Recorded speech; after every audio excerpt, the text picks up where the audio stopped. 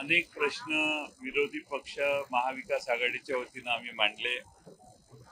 सरसकट कर्जमाफी द्या, कोणतेही नियम लावू नका, त्याच्या पीक विम्याचा प्रश्न देखील आम्ही मांडला. खास करून स्मार्ट मीटरवर महाराष्ट्रातली जनता रुष्ट आहे. या बाबतीतही अतिशय प्रभावीपणानं विरोधी पक्षांनी आपली भूमिका जनतेच्या वतीनं मांडली. आज राज्यभर ड्रग्जचा प्रचंड प्रभाव आहे, त्याकडे सरकारचं लक्ष आम्ही वेधलं. रस्ते बांधकामात घोटाळे कसे होत आहेत आणि सुमार दर्जाची कामं झाल्यामुळं काही प्रश्न या पावसाळ्यात जनतेच्या आणि सरकारच्या लक्षात आले. अनेक ठिकाणी पूल पडले, नवीन बांधलेल्या पुलात काही दोष निर्माण झाले. हे अतिशय गंभीर गोष्ट झाली. राम मंदिरातल्या दानाच्या चोरीप्रमाणे महाराष्ट्रामध्ये या सरकारच्या काळामध्ये मंदिरांच्या देवस्थानांच्या जमिनी हडप केल्याचे घोटाळे देखील आम्ही सरकारच्या समोर मांडले.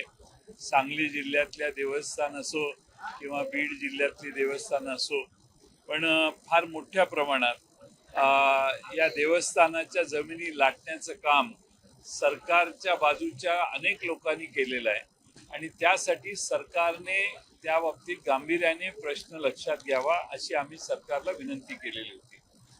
दुसरा महत्वाचा भाग म्हणजे यावेळी कुठं ब्रिज फुटले, कुठं रोड खचले, कधी सीईटीचे पेपर फुटले, कधी टीईटीचे पेपर फुटले आणि त्याच्या आधी थोडेसे काही खासदार फुटले.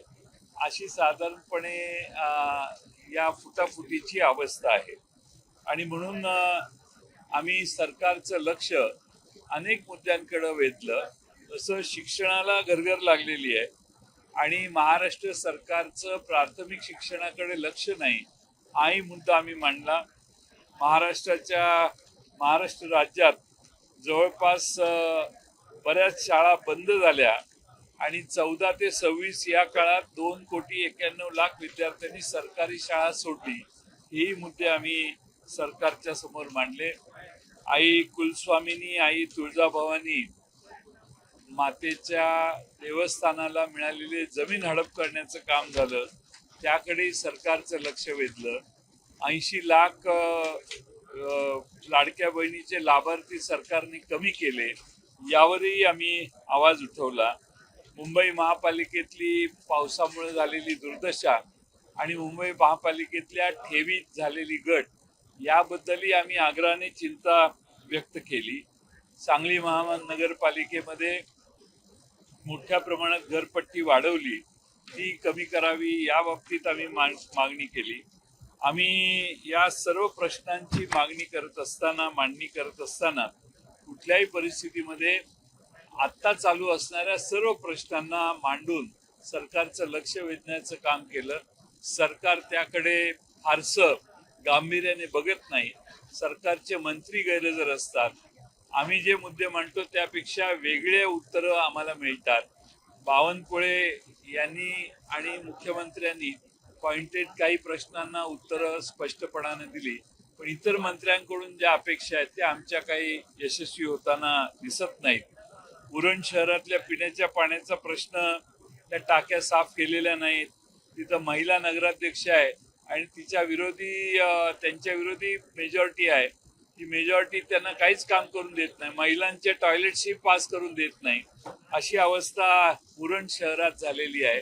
राजकारणात उरण शहरवासियांचा फार मोठा अडचण उरण शहरवासियांची झाली आहे. या सगळ्या प्रश्नांची मांडणी आम्ही सभागृहात केली.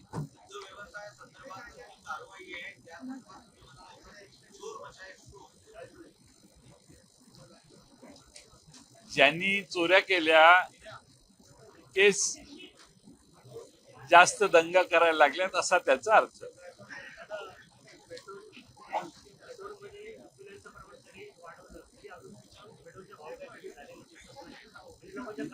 इथेनॉलचं प्रमाण जर 15% किंवा 10% किंवा 20% इथेनॉल वापरलं असेल तर अशी अपेक्षा आहे की त्या प्रपोर्शनेटली पेट्रोलचे दर कमी व्हायला पाहिजे, कारण इथेनॉल पेट्रोलपेक्षा स्वस्त जातं असं आमची समजूत आहे.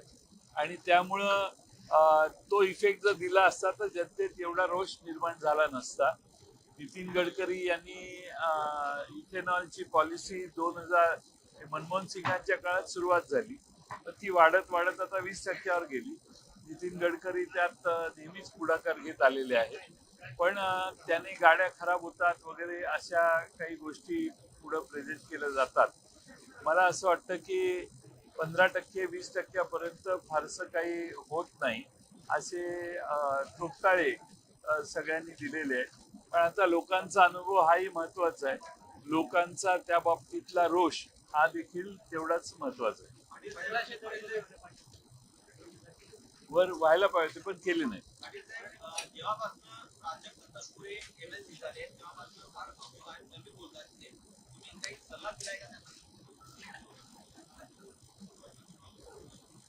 माझा सल्ला त्यांनी काही घेतलेला नाही आणि माझं त्यांच्या कामावर लक्ष नाही. ते अबोल आहेत का बोलके आहेत हे मी अलीकडे पाहिलेलं नाही.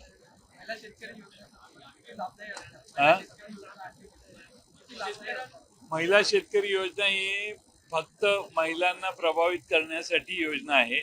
त्या बिलामध्ये काय महिलांना मिळणार हे कुठंच नाहीये, त्यामुळे ती बोगस काम आहे, त्यात काय फार अर्थ नाहीये.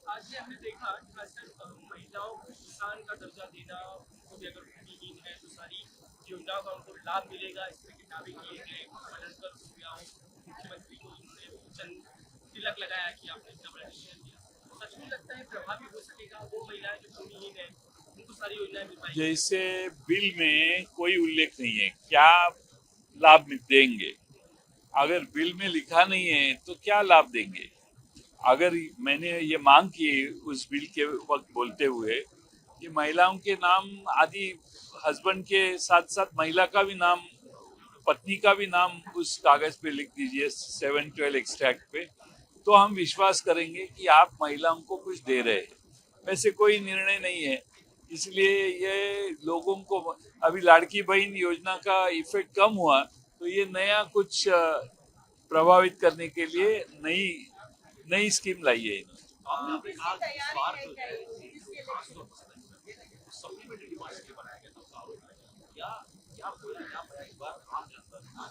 ऐसा है कि 2 महीने के पहले बजट महाराष्ट्र के इसी सदन में रखा गया. उसमें बहुत बड़ी रेवेन्यू डिफिसिट बजट रखा. उसके बावजूद 97,000 करोड़ 97,000 करोड़ रुपए का और सप्लीमेंट्री डिमांड का प्रस्ताव सभागृह में पारित हुआ. पैसा नहीं है तो भी सरकार बार बार सदन के सामने आके अनेक अलग अलग प्रस्ताव सामने लाती है, थोड़ा थोड़ा पैसा देती है, स्कीमें चालू करती है, टेंडर कॉन्ट्रैक्ट निकालती है. ये सबसे बड़ी समस्या है कि ये सारी चीजों के लिए पैसे सरकार दे नहीं पा रही, और इसीलिए ये बजट, ये मॉनसून सेशन सिर्फ और सिर्फ पुरौनी मांगने के लिए आया था, ऐसा सब लोगों को लगता है. आज खासकर ये जब बात कही कि किसानों को हम लाभ दे रहे हैं, कर्ज के बारे में जो बात कर रहे हैं, जिनको छोड़ दिया गया था लास्ट टाइम में उनको भी हम शामिल कर रहे हैं, लग रहा है ये अच्छा कदम है, फायदा होगा. हमारी मांग ही वो थी कि हम सब जो हर किसान को इसका लाभ मिलना चाहिए, और अभी मुख्यमंत्री जी ने घोषणा की है, अपेक्षा ये है कि ये सब किसानों को मिले. तो खासकर पूरे अधिवेशन के दौरान में एक चर्चा बहुत रही साहब की केबिन में जाके बैठने की. मैंने उसके ऊपर कल आके यहाँ पे कहा था. आज भी आदित्य ठाकरे ने यही कहा कि जो भ्रष्टाचार कर रहे हैं, जो चोरी करते हैं, ऐसे लोगों के साथ नहीं बैठना चाहिए. उनके साथ नहीं बैठे. ये हर यहाँ की केबिन जो है किसी एक की नहीं होती, वो मंत्री वहाँ बैठते हैं, उनका नाम वहाँ होता है. इसके पहले उसी केबिन में अलग अलग मंत्री बैठ चुके हैं, तो इसीलिए जो शॉर्टेस्ट डिस्टेंस था उसके लिए वो रूम का इस्तेमाल किया गया.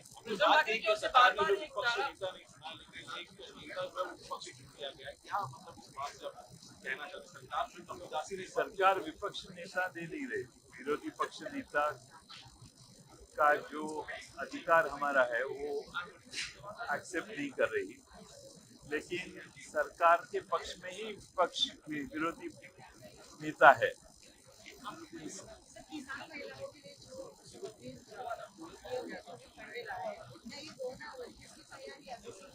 नहीं, अभी सरकार को मालूम नहीं है कि क्या है, लेकिन महिलाओं को प्रभावित करने के लिए एक स्कीम लाई है, उसमें कुछ नहीं है, कुछ देने की कोई बात ही नहीं है।